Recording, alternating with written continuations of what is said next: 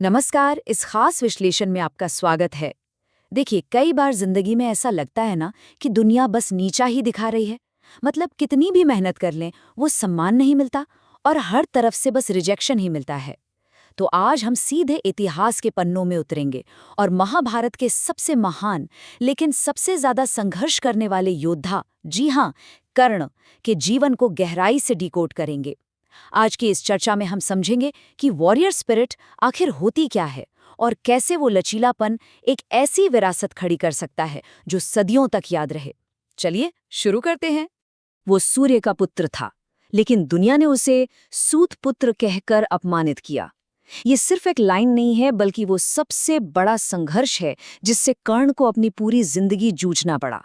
सोच कर देखिए, जन्म से ही वो तेज, वो असीम क्षमता जो किसी भी महान योद्धा में होनी चाहिए, वो सब कुछ उनके पास था। मतलब महान बनने के सारे गुण थे। फिर भी समाज की नजर में वो कुछ नहीं थे। दुनिया उन्हें लगातार बस एक सूत पुत्र कहकर अपमानित करती रही। जीवन भर ऐसा सामाजिक तिरस्कार सहना और हर रोज एक ऐसे ठप्पे के बोझ तले जीना जो आपने चुना ही नहीं, ये कितना ज्यादा दर्दनाक हो सकता है। ये कहानी असल में उसी गहराई को बयां करती है। तो इस सफर का हमारा पहला अध्याय है जन्म से तिरस्कार, यानी भेदभाव का वो भारी बोझ। अब समाज ने क्या देखने का फैसला किया? सिर्फ ये कि कर्ण कहाँ से आए हैं, सिर्फ उनका जन्म और उनकी जाति। लेकिन सच तो बिल्कुल अलग था ना। उनके भीतर तो असीम प्रतिभा और कड़ी मेहनत की एक ऐसी आग थी जो कभी बुझी नहीं सकती थी।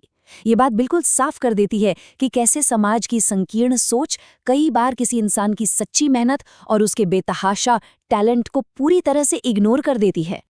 और पता है, ये तिरस्कार सिर्फ बातों तक सीमित नहीं था, ये एकदम प्रैक्टिकल था। सिर्फ जन्म के कारण कर्ण को धनुर्विद्या सीखने के बुनियादी अधिकार से ही वंचित कर दिया गया।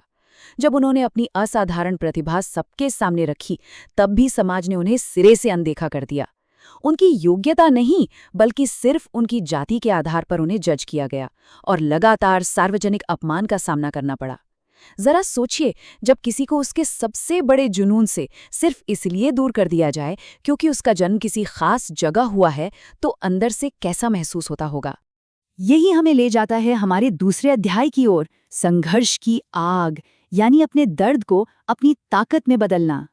देखिए, कर्ण के पास महलों वाली सुख सुविधाएं या कोई राजघराना तो बिल्कुल नहीं था, लेकिन उनके पास जो था वो किसी खजाने से कम नहीं था, एक अटूट आत्मसम्मान। उन्होंने कभी किसी के आगे मदद के लिए हाथ नहीं फैलाया। उनका पूरा आधार उनका अपना स्वाभिमान और अकेले में की गई उनकी अपनी कड़ी मेहनत थी। इतने भारी तिरस्कार के बाद कोई भी इंसान अंदर से टूटकर बिखर सकता था, लेकिन कर्ण, उन्होंने उस घुटन को ही अपनी सबसे बड़ी ताकत बना लिया। सच कहूं तो यही वो चीज है जो एक असली योद्धा को पूरी भीड़ से अलग करती है। अगर हम इस पूरे सफर को देखें तो कर्ण ने अकेले ही पूरी दुनिया का सामना किया। शुरुआती साल बस समाज के ताने और अपमान सहने में गुजर गए। फिर जब ट्रेनिंग का वक्त आया तो उन्होंने एकांत में एक बहुत ही कठोर संघर्ष किया, जहां कोई उन्हें रास्ता दिखाने वाला नहीं था। और जब फाइनली युद्ध का समय आया, तब भी वो एक गहरे मानसिक अकेलेपन से ही जूझ रहे थे। लेकिन यही सबसे बड़ी बात है, इन सभी दौर से गुजरकर उन्होंने एक ऐसा अटूट आत्मविश्वास गढ़ा जो आज हमारे सामने एक टाइमलेस लेगेसी, यानी एक ऐसी विरासत बन चुका है जो कभी पुरानी नहीं होगी।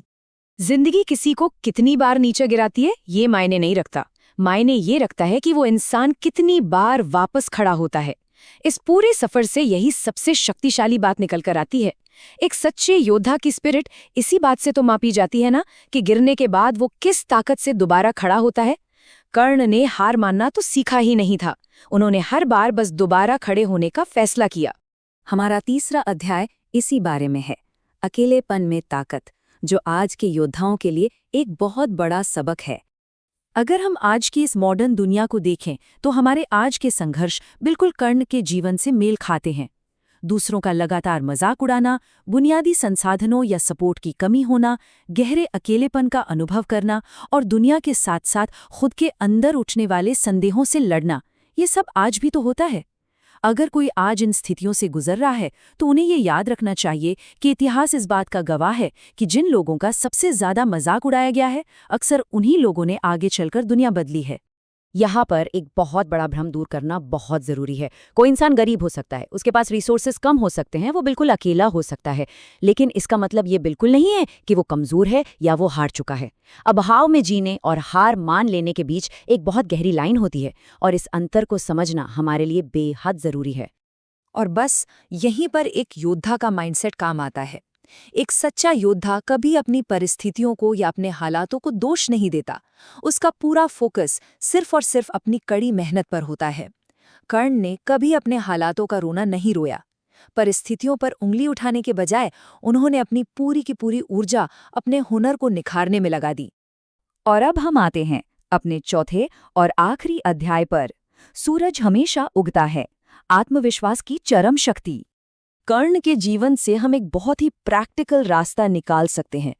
पहला कदम, अपमान और मजाक को सहने की ताकत रखना। दूसरा कदम, उस अकेले और मुश्किल संघर्ष को पूरी तरह से अपना लेना। और तीसरा कदम, जो कि सबसे ज्यादा अहम है, किसी भी कीमत पर, जी हाँ, किसी भी कीमत पर अपने आत्मविश्वास को टूटने ना देना। यही वो पूरी प्रोसेस है जिससे गुजरकर एक असली अटूट ताकत का जन्म होता है। तो फिर एक सवाल उठता है कि असली हार आखिर है क्या? देखिए, बाहरी हालात चाहे कितने भी खराब क्यों ना हो, सच्ची हार तो सिर्फ वो पल है जब कोई इंसान खुद पर से अपना भरोसा खो देता है। कर्ण का सफर हमें साफ साफ सिखाता है कि जब तक हमारा खुद पर विश्वास कायम है, तब तक दुनिया की कोई भी बाहरी ताकत या कोई भी कमी हमें असल में हरा ही नहीं सकती। असली हार कभी बाहर नहीं होती, वो हमेशा इंसान के भीतर होती है। सूरज हर दिन अकेला निकलता है, फिर भी वो पूरी दुनिया को रोशनी देता है। ये सिर्फ एक कोट नहीं है, बल्कि एक बहुत ही खूबसूरत और गहरी बात है। दुनिया को प्रकाशित करने के लिए या दुनिया पर अपनी कोई छाप छोड़ने के लिए कई बार इंसान को घने अंधेरे में बिल्कुल अकेले ही खड़ा होना पड़ता है। अकेले चलने का मतलब कभी भी कमजोर होना नहीं होता, बल्कि ये तो उस चमक की तैयारी है जिसे कल पूरी दुनिया देखने वाली है। और यही वो अल्टीमेट प्रॉमिस है। एक ना एक दिन वो बेतहाशा और अकेले में की गई कड़ी मेहनत इतनी बड़ी हो जाएगी कि वो सबसे कठोर आलोचकों को भी सम्मान देने के लिए मजबूर कर देगी। यकीन मानिए, जो लोग आज इग्नोर कर रहे हैं वही कल खड़े होकर सलाम करेंगे। वो लगातार किया गया संघर्ष ही आखिर में किसी भी इंसान की सबसे बड़ी ताकत बन जाता है। तो इस पूरे विश्लेषण के अंत में हम एक बहुत ही गहरे सवाल पर आकर रुकते हैं। अगर सूरज दुनिया को रोशन करने के लिए अकेला उग सकता है, तो फिर अकेले अपने रास्ते पर चलने से डरना कैसा? कर्ण का पूरा जीवन मानो चीख चीख कर यही कहता है कि अकेलेपन से मत डरिए, अपनी मेहनत पर भरोसा रखिए और अपने आत्मसम्मान को कभी झुकने मत दीजिए। इस चर्चा से जुड़ने के लिए बहुत बहुत धन्यवाद। उम्मीद है इस विश्लेषण ने उस वॉरियर स्पिरिट को एक नए नजरिए से समझने में मदद की होगी। सीखते रहिए और हमेशा आगे बढ़ते रहिए।